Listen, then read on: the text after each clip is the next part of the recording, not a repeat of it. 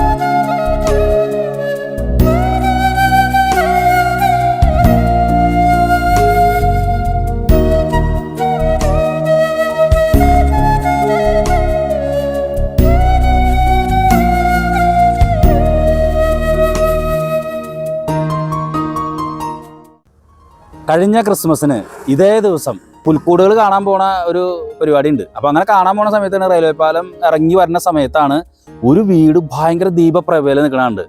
അപ്പോഴാണ് അവിടെ ബിന്നി എന്ന് പറഞ്ഞ ചേട്ടൻ നിൽക്കുന്നതും ആള് ഒരു ലാഡർ ഒപ്പിച്ചെന്ന് മുകളിൽ ഇതൊക്കെ എടുത്ത സംഭവം. ഇത് ആരുടെ വീടാണെന്നറിയോ? കഴിഞ്ഞ വർഷം ഞാൻ ഈ വീടിൻ്റെ വീഡിയോ എടുത്തിട്ടുണ്ടായിരുന്നു. നിങ്ങൾ കണ്ടിട്ടുണ്ടായിരുന്നു, ഭയങ്കര വൈറലായിരുന്നു. ഈ ചേട്ടൻ്റെ പേര് സിജു വിധേയത്തിൽ.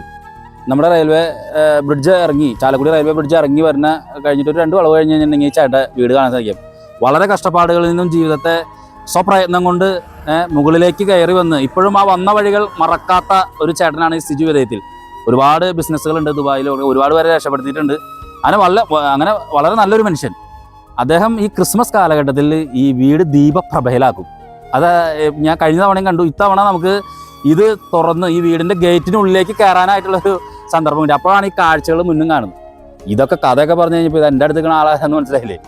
ഇതാണ് നമ്മുടെ യൂണിറ്റി ആർട്സ് ആൻഡ് ഈവൻസ് എന്ന് പറഞ്ഞ ചാലക്കുടിയിലെ ഒരു സംരംഭത്തെ പറ്റി നിങ്ങൾ കേട്ടിട്ടുണ്ടാവും. അതിൽ പ്രീജോ ചേട്ടനാണ് എൻ്റെ അടുത്ത് നിൽക്കുന്നത്. പുള്ളിയാണ് ഈ ദീപപ്രഭയുടെ ആകെ ടോട്ടൽ മൊത്തം ആസൂത്രകൻ.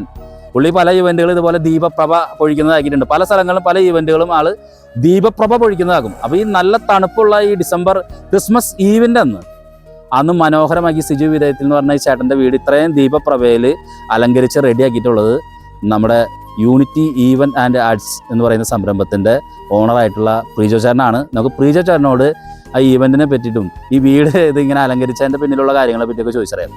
ഇതിന്റെ പിന്നില് ഒറ്റ കാരണമുള്ളൂ, സിജു സാറിന്റെ മനസ്സാണ്. കാരണം നീ ധൈര്യമായിട്ട് ചെയ്യേ, പൈസ ആൾ പറയില്ല, ഭംഗിയായിട്ട് ചെയ്യാ. ഒറ്റ വാക്ക് കിട്ടിയാൽ നമുക്ക് കോൺഫിഡൻസ് ഡബിളാ. കാരണം വർക്ക് ഭംഗിയാവണം, പൈസ എല്ലാം അവിടെ കിടക്കും. നമ്മുടെ കൂടെ ഒരു നല്ലൊരു ടീമുണ്ട്, ഒരു 10-15 പേരുടെ ടീമുണ്ട്. നമ്മൾ ഐഡിയ കൊടുത്താൽ അതേ കൺസെപ്റ്റ് ഭംഗിയായിട്ട് ചെയ്യാൻ ഞാൻ അവരുടെ കൂടെ നിൽക്കുകയും ചെയ്യും. കൂടെ നിന്ന് ഒപ്പം നിന്ന് വർക്ക് ചെയ്യുള്ളൂ. അവരെ പറഞ്ഞേപ്പിച്ച് പോകുന്ന പരിപാടി എനിക്കില്ല. ഞാൻ ഒപ്പം നിൽക്കും. ഇന്ന കാര്യങ്ങൾ ചെയ്യണം, ഇന്ന മാറ്റങ്ങൾ വരുത്തണം. അങ്ങനെ മാറ്റങ്ങൾ വരുത്താൻ ആ സിജു സാറിൻ്റെ മനസ്സാണ് നമുക്ക് ഏറ്റവും കൂടുതൽ മോട്ടിവേഷൻ. കാരണം ഏകദേശം 1000-1200 പേര് അദ്ദേഹത്തിന് കീഴിൽ വർക്ക് ചെയ്യുന്നുണ്ട്. അത്രയും കുടുംബങ്ങൾ കഴിഞ്ഞു പോകുന്നുണ്ട്.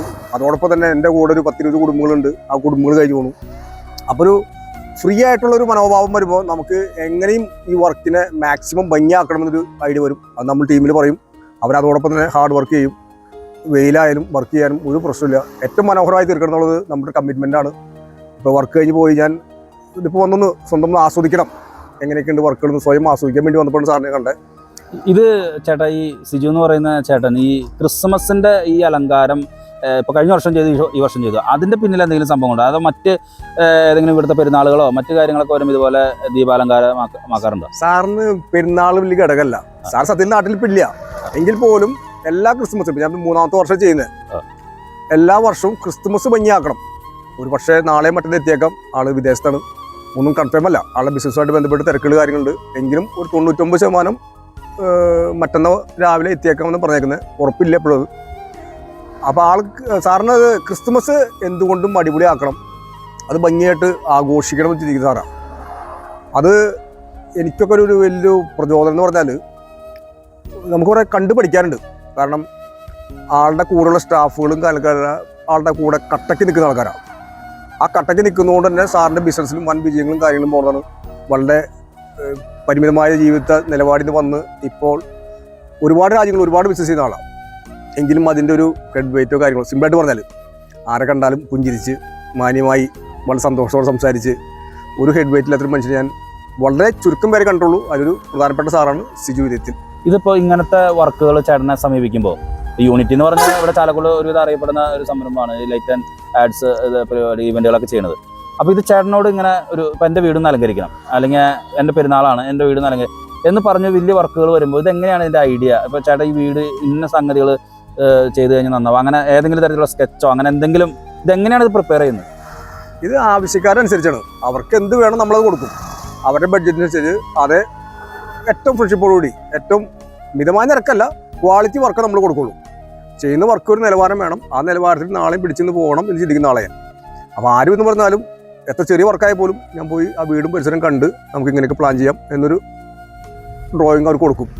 പക്ഷേ സിജു സാർ ഒരിക്കലും അങ്ങനെയല്ല, നീ അവർ ചെയ്യുക എന്ന് പറയുള്ളൂ. അല്ലാതെ ഇപ്പോൾ എന്തൊക്കെയാണ് ചെയ്യുക, ഇങ്ങനെയൊക്കെ വേണം എന്ന് സാർ ഒരിക്കലും പറയാറില്ല.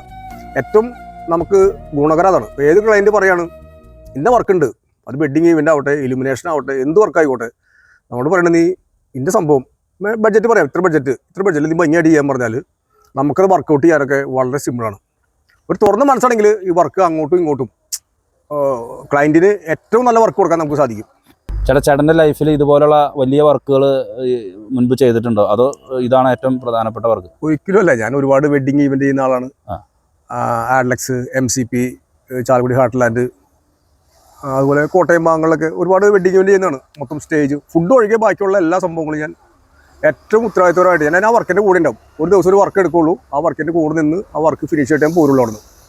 അത് മാക്സിമം എന്നോട് കഴിയാവുന്ന വിധത്തിൽ ഏറ്റവും ഭംഗിയായിട്ട് ചെയ്യണം. പിന്നെ അത് മാത്രമല്ല, ഒരുവിധം 100% ഐറ്റംസും എൻ്റെ സ്വന്തമാണ്. ഞാനൊന്നും ഹയർ ചെയ്യുക വാടകയ്ക്ക് സംഭവമില്ല. ഇവിടെ തന്നെ ഞാൻ ചെയ്തേക്കുന്നത് ഒരു സംഗീതവുമായി ബന്ധപ്പെട്ട തീമാണ്. ക്രിസ്മസ് ആണ്, കാരാളാണ്. അപ്പോൾ ഒരു പുതിയ തീം ഞാൻ ഇപ്പോൾ ചെയ്തേക്കുന്നതാണ്. എല്ലാം നിയോണിൻ്റെ ഫ്രെയിമുകൾ, അതുപോലെ പ്രൊഡക്ഷൻ LED മാലയൊക്കെ എൻ്റെ സ്വന്തം പ്രൊഡക്ഷന്. അതുമായി ബന്ധപ്പെട്ട് നല്ലൊരു ടീം ഉള്ളത് കൊണ്ടാണ് എനിക്ക് ഇത്രയും ഭംഗിയായിട്ട് കൊണ്ടുപോകാനും വിജയിപ്പിക്കാനും കഴിയുന്നത്. അത് ഒരു വാക്കാണ്, ആര് പറഞ്ഞാലും പറഞ്ഞ വാക്ക് ഞാൻ പാലിക്കും. എന്നെക്കൊണ്ട് കഴിയാവുന്ന കാലം വരെ ഞാൻ ഭംഗിയായിട്ട് പറഞ്ഞ വാക്കിൽ ഉറച്ചു നിൽക്കും. ഏറ്റവും ഭംഗിയായിട്ട് എല്ലാവർക്കും വർക്കുകൾ ചെയ്യാൻ ഞാൻ കമ്മിറ്റഡാണ്. നല്ല വർക്കുകൾ ഞാൻ തരികയും ചെയ്യും. എൻ്റെ സ്ഥാപനത്തിൻ്റെ പേര് യൂണിറ്റി ആഡ്സ് ആൻഡ് ഈവൻറ്റ്സ്, ചാലക്കുടിക്ക് അടുത്ത് വെള്ളാഞ്ചേരിയാണ് എൻ്റെ സ്ഥാപനം. അപ്പോൾ ഒരിക്കൽ കൂടി എല്ലാവർക്കും ക്രിസ്തുമസിൻ്റെയും പുതുവത്സരത്തിൻ്റെയും എല്ലാവിധ ആശംസകളും നേർന്നുകൊണ്ട് ഹാപ്പി ക്രിസ്മസ്.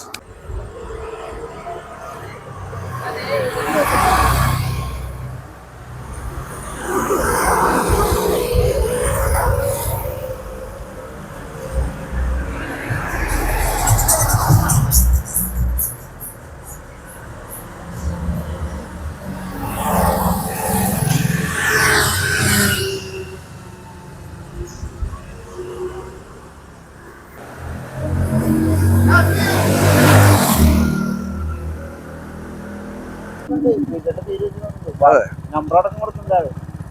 നമ്പർ അടക്കം കൊടുത്തു. അപ്പൊ